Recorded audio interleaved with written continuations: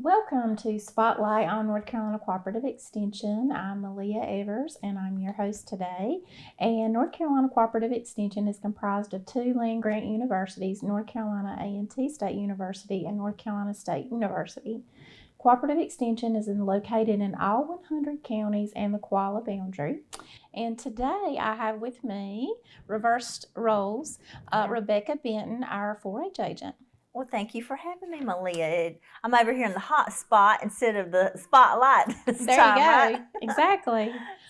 So, tell us what you have going on this year with 4-H. Well, I'm super excited to really talk about some of the camps and some of the opportunities that we have for youth coming up June, July, and August. So I kind of just want to highlight them, talk a little bit about them. If our audience doesn't know, a lot of times you are my partner in crime. Right.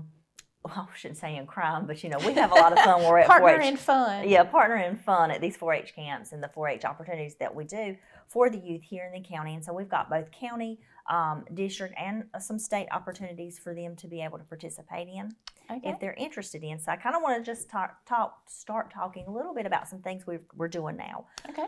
So we already previously have a group that's been established, and it's a 4-H livestock group. Right. And what they're doing, we're training them. They're coming out to our office every Wednesday with our livestock agent, Aaron Blackman, and he's kind of training them in livestock quiz bowl. They're having a really good time. They're using Kahoot and all kind of things, and they're competing against each other. And that's every Wednesday. So if anybody is interested in joining our group. I know, I cannot even speak today. Joining our group. We would love for them to come out there, have some fun with us. We do have some competitions coming up. So the competition for that is going to be July. Let me make sure I have the right dates here. It's called a Livestock Skillathon.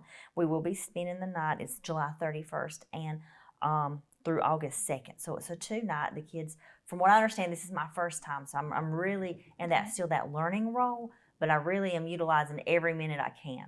So in this particular, what I understand of it is that we're going to be actually quizzing the first day, quizzing half the second day, and then the third half of that second day is like an award ceremony for the kids. Awesome. To get their awards. It's really fun. We've been having a great time with the kids so far. So it's kind of like a livestock Jeopardy for the kids. Kind of, yeah.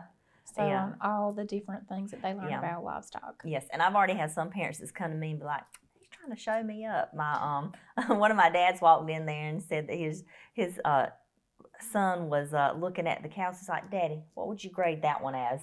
And he's like, well, son, I'd give him this one. He's like, no, you're wrong. Oh. So they're learning a lot. They're having fun, and they're applying this when they're at home and in the field on some of their farms and stuff. So do you have to have livestock? You do not. That's one of the great things. With this program, you don't have to have livestock. You don't have to have ever touched any. We're going to do some field days where we take them out to see some and do some judging and to look at it. But you don't have to own a farm. You don't have to have anything. And it's as far as the classes and the learning that we're putting on, that's absolutely free. Awesome. The Skillathon, I think, is a small charge, like $35 entry or something like that. I'm not positive, but I know there, if you do stay overnight, then there will be a hotel cost associated with it. So I mean, so it's is that fun. like $35 per child? That'll be for the I believe it's for the competition. It's not for the competition. I'm sorry, I misspoke. It's for the clinic. So there's a clinic in June coming up, so that we're going to take the kids to that. We won't spend the night there, but that particular clinic, we're going to look at going, and they're going to learn some special skills, and they may even do some friendly competition there, but it won't place or anything. It'll just be for fun. Cool. But I think it's like about $35 per youth that wants to go and learn about that. And we've got them from 8 to 16 in our class. Oh, so awesome. We've got a big variety of ages and are just loving it. Okay. Well, I know that you are the camp rock star. Last year, with your first summer with Summer Fun, you had 7 camps. How many do you have planned for this summer? So I'm not exactly sure how many I have plans. I think we've got all together, we've got about 15 different opportunities for kids to go through, or maybe 12, something like that. We have done some save the date flyers. We've posted those out there. But some of the biggest camps that we've got coming up there are in our county, in our office. We're doing our Cloverbud camp this year. we enjoy doing it. We've partnered with the state park is going to do some stuff with them that day. We're going to talk with them about the museum.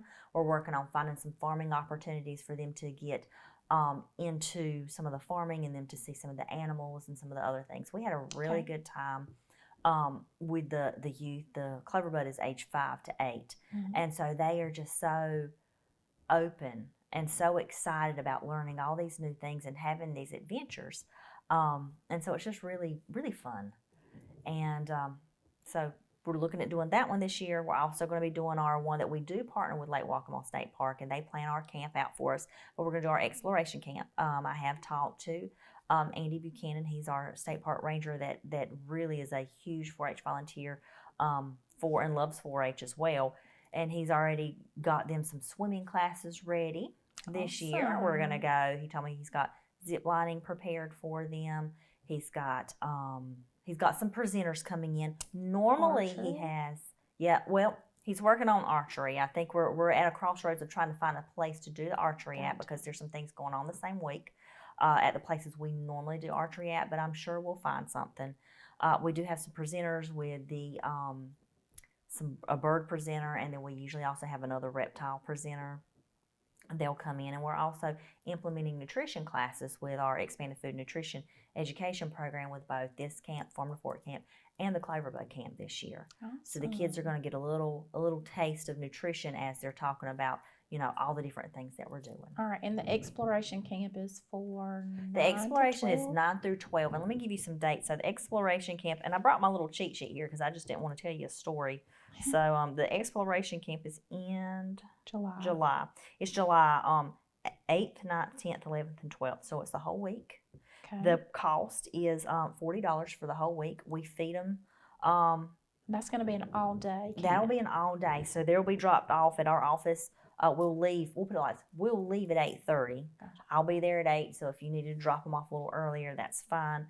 And we usually are back by 5, so you can pick them up.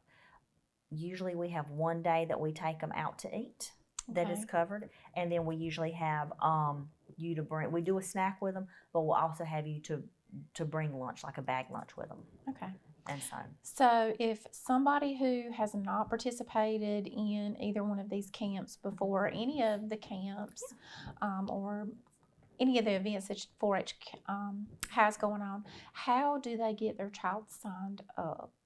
So the easiest way they can do, what they need to do, they need to go on 4-H Online, because you have to be a 4-H member to participate in these local camps. And so you have to sign up online. It's a very, I would say, easy process the second time you do it. Yes, easy the second time. It's easier the second time, because the first time you may have questions, but you've got me and one of my best administrative assistants that knows this back and forth. And so if you call our office, 910-640-6605, ask for Karsha Hayes, or you can ask for Rebekah Benton, me, and that will we can guide you through wherever you get stuck. But it's a lot of information. It's a lot of information, but I've done it, and I've had questions, but I've done it so many times I no longer have questions. But you just have to put a family name, which will be like your last name. And then you're going to register your family name, and then you put your address, and it's going to stick you in the county you would go.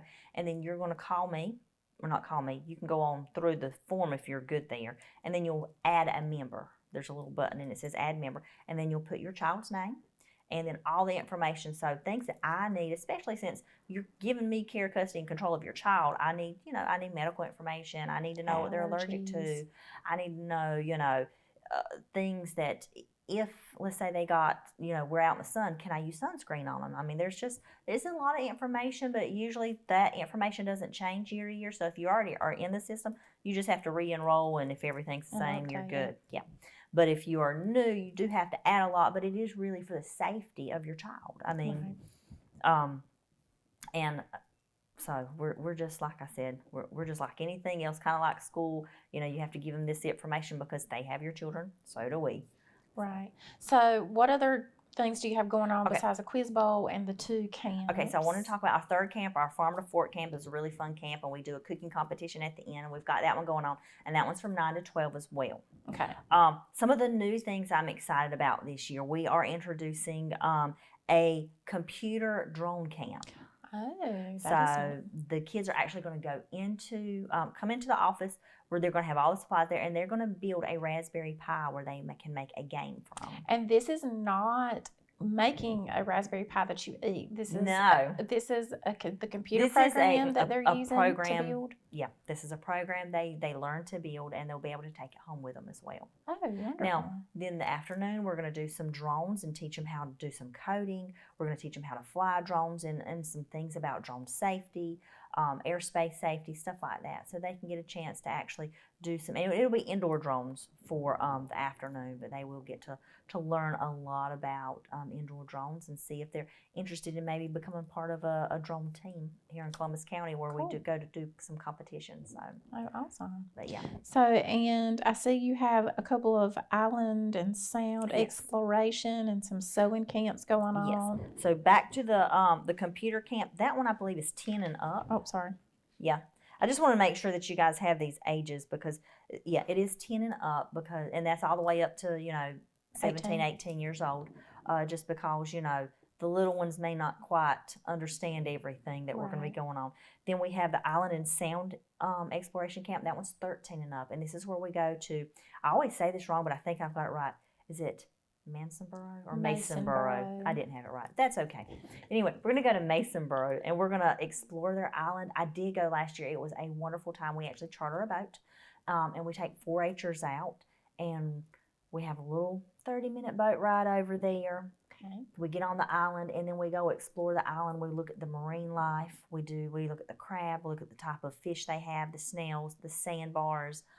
They really learn a lot about the actual island there. Then we come back on the charter boat, and they actually get to dissect squid. Ooh. I got to learn. They all got tattoos last year. They weren't permanent though. Squid ink, right? Yeah, it was squid ink. So they got to dissect them and then make themselves a tattoo with the squid ink that they had. So it was really fun.